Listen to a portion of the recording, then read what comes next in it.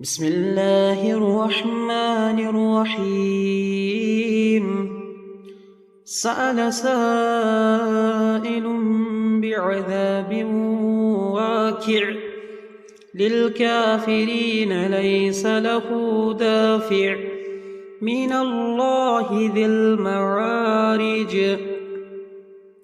تعرج الملائكة والروح إليه في يوم كان مقداره 50,000 سنة فاصبر صبرا جميلا إنهم يرونه بعيدا ونراه قريبا يوم تكون السماء كالمهل وتكون الجبال كالإهن ولا يسأل حميم حميما. يبصرونهم يود المجرم لو يفتدي من عذاب يومئذ ببنيه وصاحبته وأخيه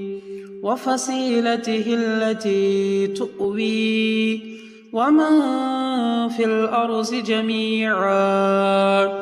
ثم ينجيه كلا إنها لظى نزاعة للشوى تدعو من أدبر وتولى وجمع فأوعى إن الإنسان خلق هلوعا إذا مسه الشر جزوعا وإذا مسه الخير منوعا إلا المصلين الذين هم على صلاتهم دائمون والذين في أموالهم حق معلوم للسائل والمحروم والذين يصدقون بيوم الدين والذين هم من عذاب ربهم مشفقون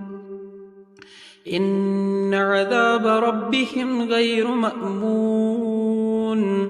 والذين هم لفروجهم حافظون إلا على أزواجهم أو ما ملكت أيمانهم فإنهم غير ملومين فمن ابتغى وراء ذلك فأولئك هم العادون والذين هم لأماناتهم وأهدهم راعون والذين هم بشهاداتهم قائمون والذين هم على صلاتهم يحافظون أولئك في جنات مكرمون فما للذين كفروا قبلك مهطعين عن اليمين وعن الشمال عزين أيطمع كل امرئ منهم أن يدخل جنة نعيم كلا إنا خلقناهم مما يعلمون فلا أقسم برب المشارق والمغارب إنا لقادرون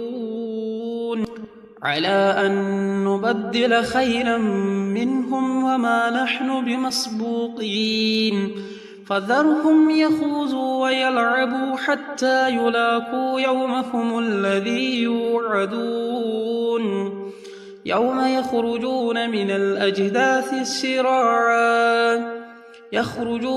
الأجداث سراعا كأنهم إلى نصب يوفضون خاشعة أبصارهم ترهقهم ذلة ذلك اليوم الذي كانوا يوعدون.